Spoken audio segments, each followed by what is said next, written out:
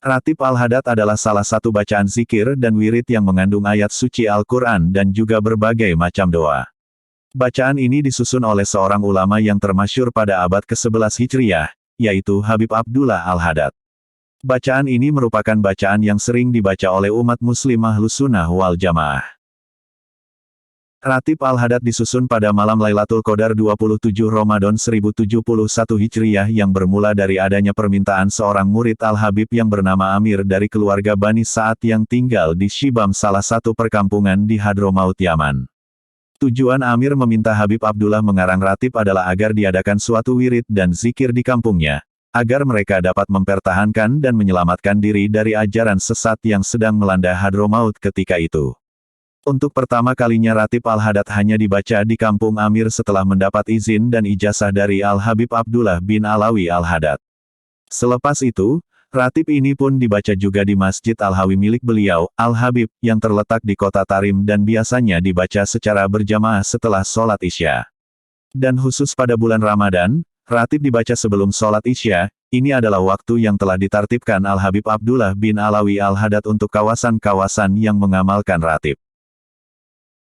Seperti termaktub dalam buku berjudul, Kiai Haji Asad Syamsul Arifin, Riwayat Hidup dan Perjuangannya, yang ditulis tim dengan Ketua Kiai Haji M. Hasan Basri, disebutkan mengenai Kiai Asad yang aktif melawan penjajah Jepang. Buku itu juga menceritakan peran Kiai Asad dalam memimpin laskar pelopor dari Situbondo dan Jember untuk mengusir tentara Jepang yang tetap ingin bertahan di wilayah Jember. Puncaknya, pada suatu perundingan sekitar Agustus tahun 1945, Kiai Asad mampu menggertak tim perunding militer Jepang untuk meninggalkan Indonesia dan tentara Jepang bersedia dilucuti senjata. Nah, Mbah Kiai Asad mampu menghalau penjajah Jepang di era prakemerdekaan itu tak lain adalah berkah dari Rothibul Hadad, ujar Kiai Azaim. Nyai Hajah Makiyah Asad juga menceritakan peristiwa lain, yakni masuknya tentara Jepang ke wilayah Jember. Namun, dengan bacaan Ratibul Hadad para tentara Jepang itu tidak kerasan di Jember. Intinya, bacaan Ratibul Hadad itu untuk pagar diri, tandas Makiyah Asad, pagar diri. Kata dia, tidak hanya untuk permohonan perlindungan yang berhubungan dengan cerita yang disampaikan tersebut, melainkan untuk kemudahan dalam menjalani kehidupan, termasuk ekonomi. Kalau punya santri, makin banyak santrinya. Kalau punya usaha makin sukses usahanya, katanya. Telah berkata Habib Abu Bakar bin Abdullah Al-Jufri yang bertempat tinggal di Seyun, Hadramaut, pada suatu masa kami serombongan sedang menuju ke Makkah untuk menunaikan haji. Bahtera kami terkandas tidak dapat meneruskan perjalanannya karena tidak ada angin yang menolaknya. Maka kami berlabuh di sebuah pantai, lalu kami isikan gerbah-gerbah tempat isi air terbuat dari kulit, kami dengan air, dan kami pun berangkat berjalan kaki siang dan malam, karena kami bimbang akan ketinggalan haji. Di suatu perhentian, kami coba meminum air dalam gerbah itu dan kami dapati airnya payau dan masin, lalu kami buangkan air itu. Kami duduk tidak tahu apa yang mesti hendak dibuat. Maka saya anjurkan rombongan kami itu untuk membaca ratib Hadad ini, mudah-mudahan Allah akan memberikan kelapangan dari perkara yang kami hadapi itu. Belum sempat kami habis membacanya, tiba-tiba kami lihat dari kejauhan sekumpulan orang yang sedang menunggang unta menuju ke tempat kami. Kami bergembira sekali.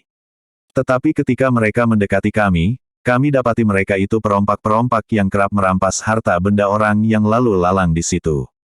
Namun rupanya Allah Ta'ala telah melembutkan hati mereka bila mereka dapati kami terkandas di situ, lalu mereka memberi kami minum dan mengajak kami menunggang unta mereka untuk disampaikan kami ke tempat sekumpulan kaum syarif. Diberitakan oleh seorang arif bila Abdul Wahid bin Subaid As-Sarafi, katanya, ada seorang penguasa yang ganas yang dikenal dengan nama Tahmas yang juga dikenal dengan nama Nadir Syah. Tahmas ini adalah seorang penguasa ajam yang telah menguasai banyak dari negeri-negeri di sekitarannya. Dia telah menyediakan tentaranya untuk memerangi negeri Aukhan.